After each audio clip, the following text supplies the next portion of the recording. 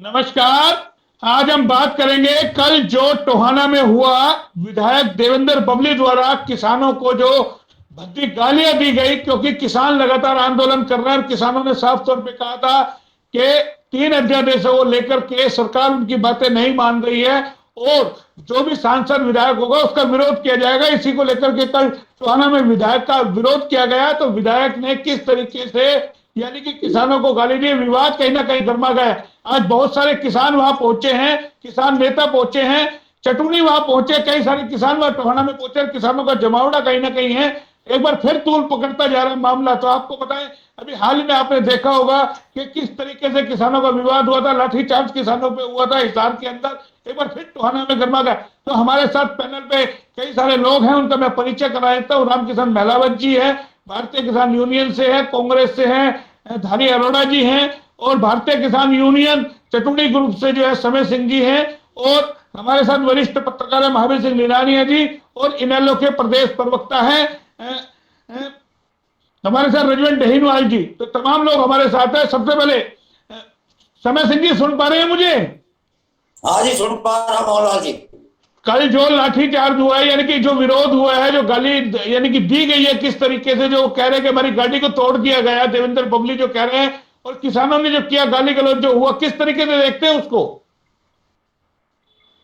उसको मैं ये देखता हूँ, जब 2-3 महीना पहले अविश्वास प्रस्ताव आया तो यही देवेंद्र बबली जो ढकोसला कर रहा था और सरासर झूठ बोल रहा था, उसकी पोल पट्टी पाट की और उसने जो गाली दी है उसका खाजाना आज भुगता जाएगा।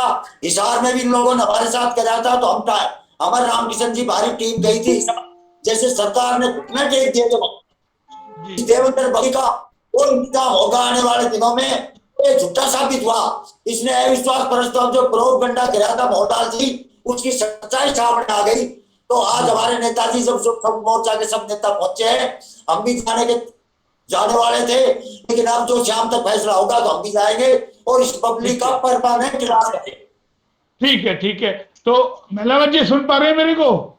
जी जी मौलाना जी। देवेंद्र बबली जेजेपी विधायक, सबसे ज्यादा बहुमत से जीतने वाले, क्या लगता है, मतलब जो वोट देता है उसी की आप कदर मत करो? जिस तरीके की गाली कल आपने सुनी होगी, पूरे देश ने देखा किस तरीके से भद्दी गालियां, यानी कि क्या किसानों का विरोध करना अब नेताओं को रास नहीं आ रहा है क्या? देखिए, आज जो किसान की बदहाली है, पिछले 6 महीने से ज्यादा हो गए किसान को दिल्ली की सीमाओं पर बैठे, अन्य विभिन्न जगह बैठे, और कड़ाके की ठंड में भी किसान बैठा रहा है। अब अंधड़ में हमारे टेंट टूट गए तब भी हम बैठे हैं, आगे बरसात भी आनी है। 500 से ज्यादा किसान अब तक शहीद हो चुके हैं, और जिस बदहाली में किसान बैठा है उस सारे के जिम्मेदारान हमारे जनप्रतिनिधि हैं, और जनप्रतिनिधि की अनदेखी के कारण से आज हम जो ना इस संकट से गुजर रहे हैं। तो इसलिए जनप्रतिनिधि इस जनता के प्रति उनकी जवाबदेही है। जनता उनसे हिसाब लेगी सीधा सीधा। आखिर जो नीतियां बनाई गई है सरकार तौर पे, सरकार जो बना रही है वो इन जनप्रतिनिधियों की ताकत से बना रही है। जनप्रतिनिधि यदि जनता के पक्ष में आते हैं सीधे सीधे तो सरकार चलने वाली नहीं है, लेकिन ये अपने निजी स्वार्थ के लिए आज सत्ता में जुड़े हुए हैं। जब सत्ता से बाहर थे लोग तो भारतीय जनता पार्टी की खुल करके बगावत करते थे ये लोग, और इनको जो हरियाणा की जनता ने वोट दिया है वो एंटी बीजेपी दिया है। पहली बार निर्दलीय इतने विधायक जीतते हैं, पहली बार 10 जो है अपने विधायक जीतते हैं जेजेपी के, वो एंटी बीजेपी जीतते हैं। सबका ये था जनता का कि जहां जो बीजेपी को हरा सके उस सक्षम उम्मीदवार को जो ना हम वोट देंगे। लेकिन सत्ता में आने के बाद में, ये जीतने के बाद में सीधे सीधे बीजेपी की गोद में बैठे हैं, और जो बीजेपी की किसान विरोधी देश विरोधी नीतियां हैं उसमें ये सहभागी हैं। इसलिए इनकी सहभागिता बिल्कुल अखरती हमें, और जब तक ये उनके साथ लगेंगे, ये हमारे साथ, ये जनता के साथ बहुत बड़ी गद्दारी है। तो साफ तौर पे करनी और कथनी में, यानी कि चुनाव प्रचार में आप कुछ बात करते हैं, बीजेपी का टुकड़ा साफ आप करा रहे थे, अब यानी कि बीजेपी के साथ ही खड़े होकर अब सरकार भी बनाए और किसानों की बात भी ना सुने। तो क्या लगता है, ये देवीलाल का जो था किसानों के प्रति प्रेम, उसका उल्टा कर दिया क्या? देखिए, ये देवीलाल जी की आत्मा भी आज दुखी हो रही होगी। वो हमेशा किसान गरीब मजदूर के पक्ष में रहे हैं। उन्होंने हमेशा गरीब मजदूर किसान के पक्ष में नीतियां बनाई हैं, और आज ये उनके नाम पर जीत करके और बीजेपी के खिलाफ जीत करके बीजेपी की गोद में जा बैठे हैं और आज बीजेपी की किसान विरोधी देश विरोधी नीतियों के पक्ष में ये खड़े हैं। तो सीधा सीधा ये जनता के साथ चौधरी देवीलाल की नीतियों के साथ बहुत बड़ी गद्दारी तो है। नहीं, क्या सत्ता की लालसा ही सब कुछ है क्या? यानी कि अब आगे चुनाव नहीं होंगे क्या? ये बताइए। ये तो इनकी औकात बता ही देगी जनता, लेकिन तब तक ये पूरा जनता को रौंद देंगे। जनता को किस तरह रौंदने में लगे हैं 2019 से, तो इसलिए जनता समय रहते हुए चेत गई है। इसलिए जनता इनकी समय समय पे औकात बताती रहती है और कल भी इनकी औकात बताई गई है। ये जो ढकोसला कर रहे हैं कि गाड़ी तोड़ी, ये तोड़ी, उनके खिलाफ एफआईआर कराई है, उन पे लाठीचार्ज कराई है और किस तरह ये पुलिस बल के दम पर किसान की आवाज को दबाना चाहते हैं, ये संभव नहीं है। आज देश का किसान खड़ा हो गया है और निश्चित रूप से इनकी औकात बता करके ही दम लेगा। नहीं, मेरा एक और सवाल है, क्या जनप्रतिनिधि को ऐसी भाषा शोभा देती है? हम वो गाली भी नहीं सुना सकते, हमें भी शर्म आ रही है कि वो गाली सुनाए कैसे? आपको लगता है ऐसी भद्दी गालियां एक जनप्रतिनिधि को, वो भी किसान जिसे हम कहते हैं अन्नदाता है, उसको आप ऐसी गाली बके? ये जो हमारे जनप्रतिनिधि बने हैं ये धोखे से बने हैं, ये सामाजिक लोग नहीं हैं। जिस प्रकार की कल इनकी भाषा थी, किस तरह किसानों को मां बहन की गालियां दे रहे हैं, किस तरह कह रहे हैं कि देखो उसको पहचानो कौन है वो। जिस प्रकार का इनका रवैया असामाजिक रहा है, इससे लगता है कि ये एक लफंडरों का टोल इकट्ठा हो गया है। निश्चित रूप से इनका खात्मा होना है और ये जो जनता के नाम पे जीत के आए हैं जनता के हित के लिए, ये जनता से धोखा हुआ है। आज जनता इनको पहचान रही है कि इनके बर्ताव से निश्चित रूप से जनता ये जानती है कि ये इस लायक नहीं है कि देश की जो ना विधानसभाओं में, लोकसभाओं में भेजे जाए, और जनता आज अपने आप को ठगी हुई महसूस कर रही है। ठगी। वरिष्ठ पत्रकार हमारे साथ है, निनानिया जी, सुन पा रहे हैं मुझे? जी जी। कल का पूरा एपिसोड आपने देखा होगा, टोहाना का। किसान विरोध कर रहे थे, काले झंडे दिखा रहे थे, एक विधायक गाड़ी से उतरता है, जनप्रतिनिधि किसानों को गालियां बकता है। कहां तक जायज देखते हैं? आपने अपने कार्यकाल में इतनी पत्रकारिता में कभी देखा इस तरीके का व्यवहार? देखिए मोहनलाल जी, ये देखकर मैं बड़ा दुख हो रहा है आज किस तरह से लोकतंत्र का गला घोटा जा रहा है।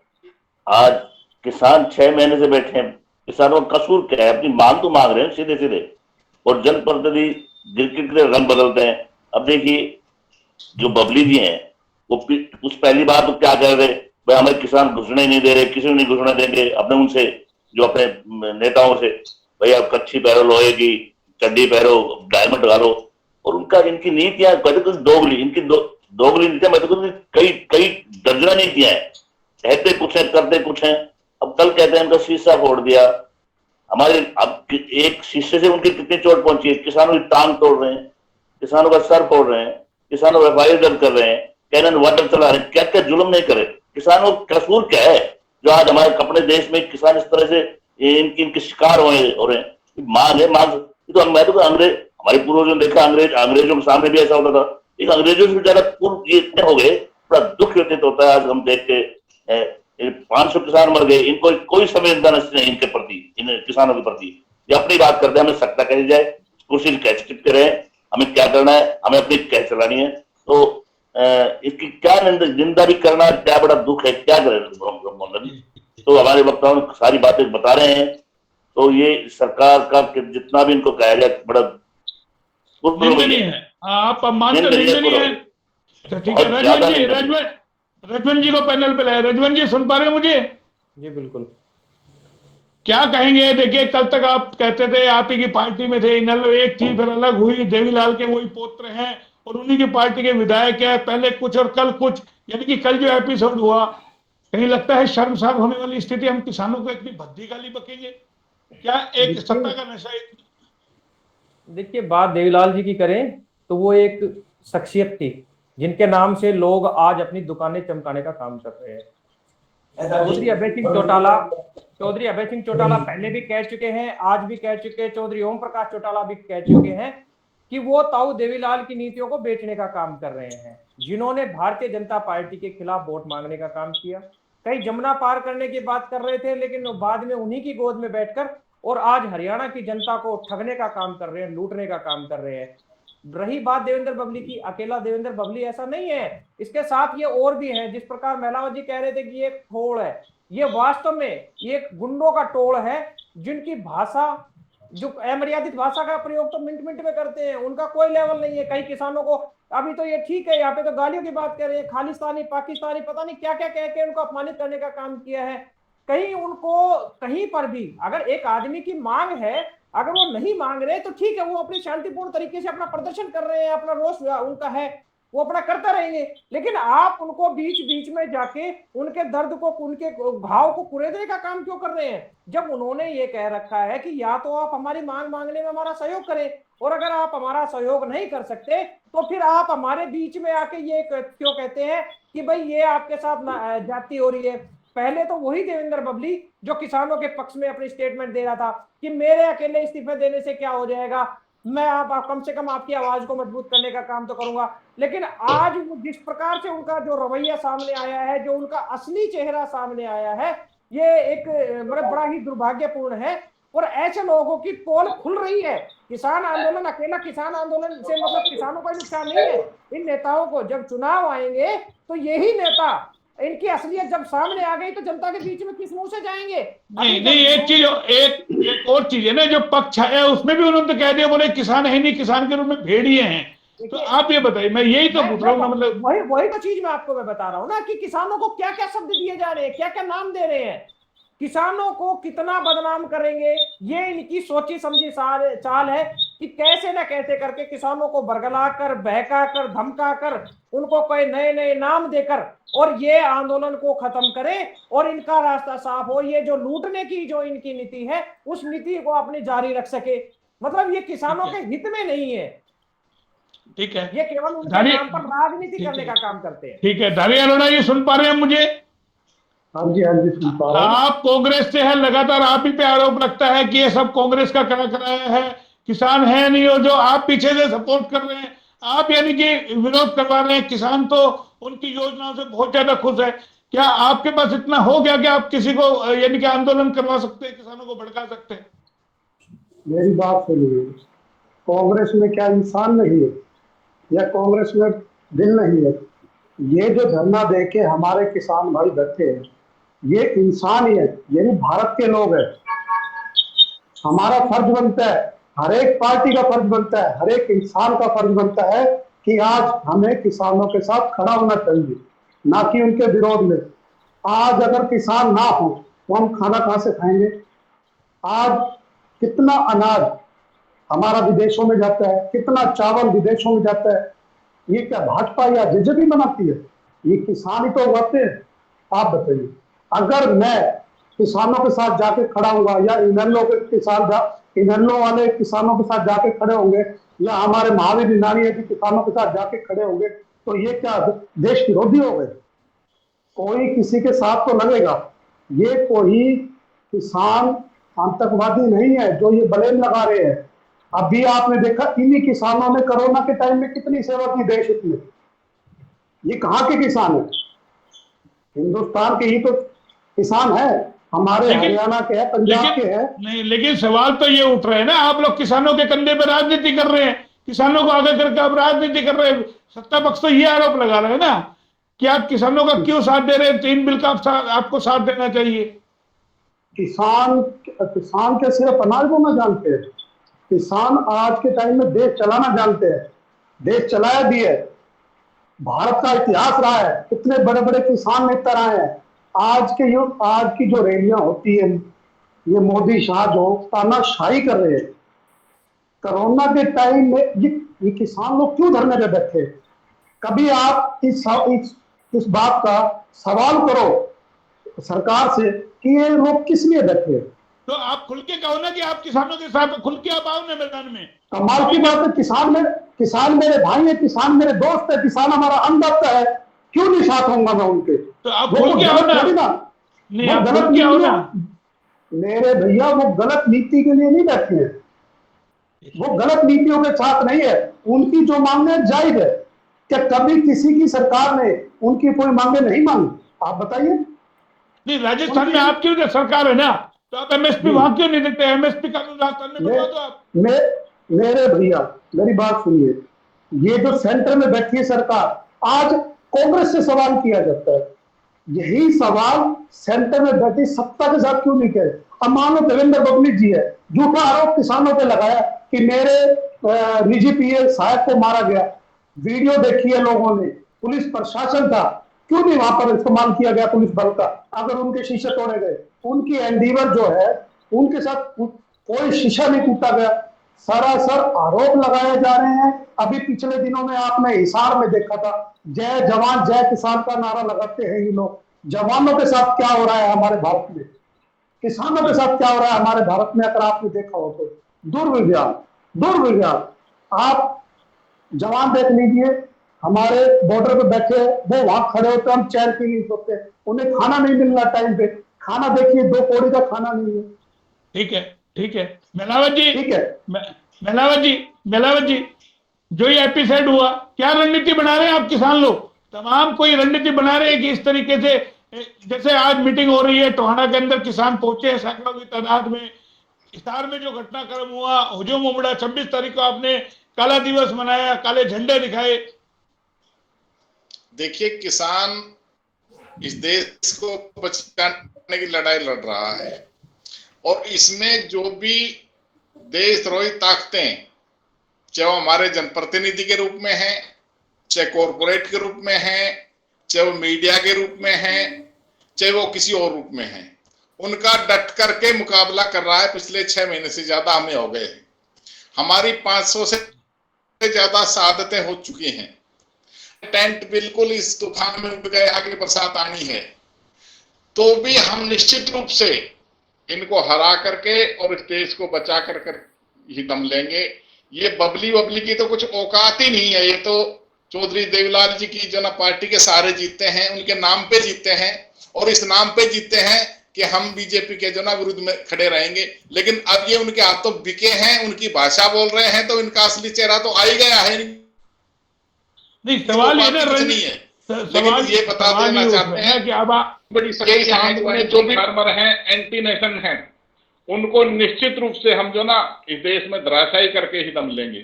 और बबली की जो औकात है वो तो आज ही सामने आ गई है। आज जो उन्होंने कार्यक्रम रखा था वो वापस ले लिया उन्होंने, उसमें वो नहीं जा रहे हैं। तो समय समय पर किसान इनकी औकात तो बताता ही रहा है और आगे बताएगा निश्चित रूप से। अभी ये जो धोखे से जीत रहे हैं वो जो कुठाराघात किसान के साथ नहीं, वही पूछ रहा हूँ। राकेश टिकैत का, ये सारी बातें समझ रहा है और इनका जीना राकेश टिकैत का कोई संदेश आया? लगातार एक के बाद एक हरियाणा में वारदातें हो रही है, पहले हिसार, आज यहाँ टिकैत साहब ने कोई संदेशा दिया है? देखिए, ये किसान का रिएक्शन जानना चाहते हैं, किसान के बीच आकर के किसान का रिएक्शन जानना चाहते हैं। ऐसा ही मैंने समय किया था सबको, इन्होंने उद्घाटन नहीं करना था, चौधरी देवीलाल जी के नाम पे इन्होंने अब तक प्याऊ नहीं बनाई पक्की, लेकिन एक टेम्परेरी जो ना टेंटों में वहां अस्पताल बनाया जा रहा था, उसका उद्घाटन चाहते तो चंडीगढ़ से किया जा सकता था ऑनलाइन। रजवन जी सुन पा रहे मेरे को? जी बिल्कुल सुना आपने? एक प्याऊ तक बनाए नहीं, और कल वो कहते बोले मैं तो सेंटर का उद्घाटन करने जा रहा था, वहां मुझे घेर लिया। पूरा वीडियो आपने देखा, कहीं दिख रहा किसान उनके आसपास? पूरा तरीके से आपको लगता है जेजेपी नहीं? हमने सुनो, पहले भी सुनो ना, हमने कोशिश की कोई जेजेपी का भी वक्ता है बैठे, लेकिन पता चला कि इनकी जो कार्यकारिणी जो प्रवक्ताओं की भंग की हुई है, अभी लिस्ट आएगी, उसके बाद कोई नियुक्त किया जाएगा। तो भी है नहीं, हम उनका ही पक्ष जानना चाह रहे थे। भंग करने की बात नहीं मोहनलाल जी, जिनकी कार्यकारिणी बनी हुई है वो कहाँ है?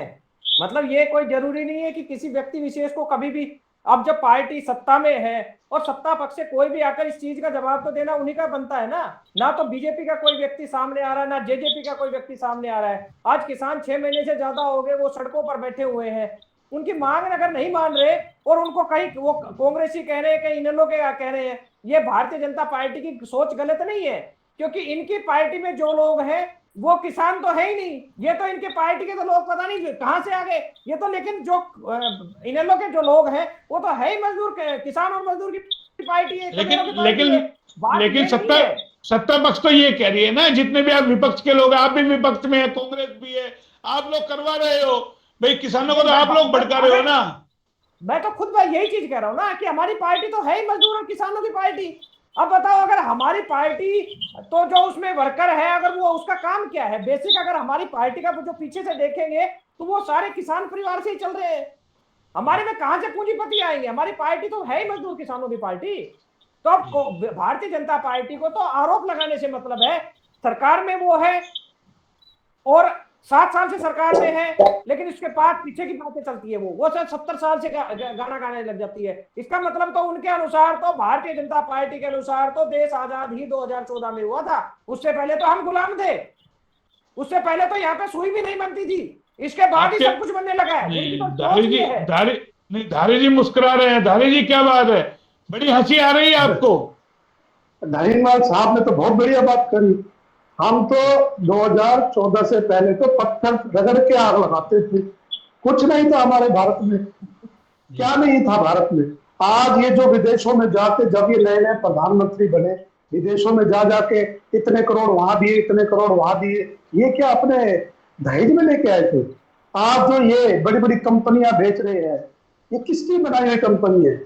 क्या ये रातों रात तो 2014 में ही खड़ी हो गई? मैं समर्थन करता हूं इनकी बात का, धरीवाल साहब की बात का, बिल्कुल सच कह रहे हैं। और ये जो आरोप लगा रहे हैं, भैया देश में कोई ना कोई पार्टी तो होगी जो किसी का साथ देगी। आज किसान जो लोग बैठे हैं पिछले 6, मैं एक ऐसी रात को गया था, उस रात को मैं अपनी गाड़ी में बैठ के गया था, हीटर चला के गया था, मुझे इतनी जबरदस्त लगता है नेटवर्क प्रॉब्लम है, नेटवर्क की प्रॉब्लम है। मेलावत जी, मेलावत जी सुन पा रहे हैं? क्या रणनीति बनाएंगे? देखिए मेरा समापन का वक्त हो रहा है, मेरे पास टाइम जी जी जी जी आ रहा हूं मैं। मेलावत जी क्या रणनीति बना रहे हैं? टाइम की बहुत कमी है, 30 सेकंड में अपनी बात करें आप, क्या करेंगे? आ रहा हूं आपके पास आ रहा हूं। देखिए, ये जो किसान आंदोलन चल रहा है, ये किसी राजनीति से प्रेरित नहीं है, ये किसी विचारधारा और किसी कॉरपोरेट या किसी के दबाव में या किसी के जो ना प्रेरणा से नहीं चल रहा है। ये वास्तव में किसान का दुख जो है, जो लंबे समय से किसान आत्महत्या कर रहा है, और 2014 में मोदी जी सत्ता में आने से पहले जो किसानों से वायदा किया था स्वामीनाथन रिपोर्ट का कि किसान की आय दुगनी हम करेंगे, किसान को लाभकारी मूल्य देंगे, एमएसपी पे खरीद की गारंटी देंगे, उससे जो किसानों से वादा खिलाफी की है और किसानों को निरंतर कमजोर करके दबोचने का काम किया है, और 3 काले कानून ला करके किस तरह वो सीधा सीधा इस खेती को कॉर्पोरेट के हवाले करने का उनका षड्यंत्र है, उसके खिलाफ आंदोलन है। और आज ये देश के किसान के अस्तित्व का सवाल है, इसलिए किसान बिल्कुल भी मरने मारने को तैयार है। निश्चित रूप से जो ना ये 6 महीने से टकरा रहा है और आगे भी टकराता रहेगा। ठीक है मेरे पास समय कम है। समय सिंह जी सुन पा रहे मेरे को? हाँ जी। क्या चटूनी जी का कोई निर्देश है आपके पास, आपके किसान नेताओं का क्या करेंगे? चटूनी जी का निर्देश भी है, और जैसा हिसार में हुआ वैसा ही होगा। वैसे उसने प्रोग्राम में दोनों पार्टियों के प्रवक्ताओं से एक बात पूछना चाहता हूँ कि रेवाड़ी साउथ मोर्चा इन दोनों पार्टियों की मार झेल रहा है। अच्छा, हेलो मौला जी सुन रहे हो? सुन रहा हूँ, बोलते रहिए। आ रही है आवाज, आ रही है, बोलिए। जो पल्ली साइड जटवात में जो किसान है वो किसी न किसी पार्टी का है। ये दोनों पार्टियों के प्रवक्ता, इनसे कहूं कि ये किसानों की क्या मदद कर रहे हैं? यहाँ पूरे आम सजा बीजेपी के डोल रहे, जेजेपी के डोल रहे, वो भी किसान ही है। पार्टी से तो कोई किसी से बदले, और इन्होंने भी किसानों के साथ देना चाहिए और किसानों के साथ भीड़ जुटानी चाहिए। ठीक है, ये इन दोनों पार्टियों को प्रवक्ता से ठीक है। वरिष्ठ पत्रकार निनानिया जी को लेके आए। निनानिया जी सुन पा रहे मेरे को? देखिए मेरा समापन का वक्त हो रहा है, मेरा टाइम ज्यादा हो गया। आप वरिष्ठ पत्रकार, खूब आपने पत्रकारिता की है। एक क्या होना चाहिए कि सरकार को दोबारा से एक टेबल पे बैठ करके बात करनी चाहिए किसानों से, ताकि विवाद किसी तरीके से खत्म हो। मौला जी ठीक सही बात है, ये तो उनको करनी चाहिए और किसानों की इज्जत करके सम्मान करना चाहिए। किसान अन्नदाता है। आखिर देखिए नहीं, सबसे बड़ी बात है कि वार्तालाप बंद हो गया और वो वार्तालाप बनता जा रहा है। ये वार्तालाप इनके एक अहंकार है सरकार का, ऐसा अहंकार नहीं करना चाहिए। जो वार्तालाप करनी, बैठ के बात करनी चाहिए, और जो भी मांग है उनका मांगना चाहिए। आज किसान देश की लड़ाई लड़ रहा है, गरीबों की, मजदूरों की, बेरोजगारों की, छोटे किसान उसकी तबके की। आज और एक सप्ताह और धराड़े लोग एक साइड में हो गए। मुझे लग रहा है ये दो युद्ध हो रहा है। ठीक है, ठीक है, ठीक है। तो तमाम आप लोग मेरे साथ पैनल पे जुड़े, क्योंकि मेरे पास समय की कमी है। सरकार को चाहिए कि दोबारा से, हाँ जी, इसको बात 30 सेकंड आपको मिल सकते हैं। बोलिए 30 सेकंड में। देखिए, तभी प्रधान समय सिंह जी कह रहे थे कि भाई पार्टियों की तरफ से कोई सहयोग नहीं मिला। आदरणीय प्रधान जी, इंडियन नेशनल लोकदल ने तो किसानों के लिए हॉस्पिटल बनवाने का काम किया था, सरकार ने नहीं किया। और मैं रही बात यहाँ के अपने दक्षिण हरियाणा की अगर बात करें तो आदरणीय महिलावत साहब जी को भी पता है कि इनेलो पार्टी की पूरी टीम उनके साथ जुटी हुई थी और आगे भी जुटी रहेगी। हम कभी पीछे हटने वाले नहीं। राष्ट्रीय लेवल पे इस्तीफा भी दिया किसानों के पक्ष में, याद है। अस्पताल भी हमारे वहां सिद्धू बॉर्डर बनवाई।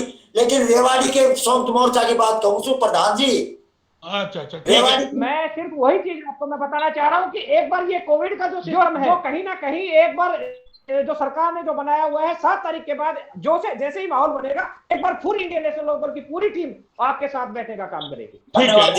ठीक है।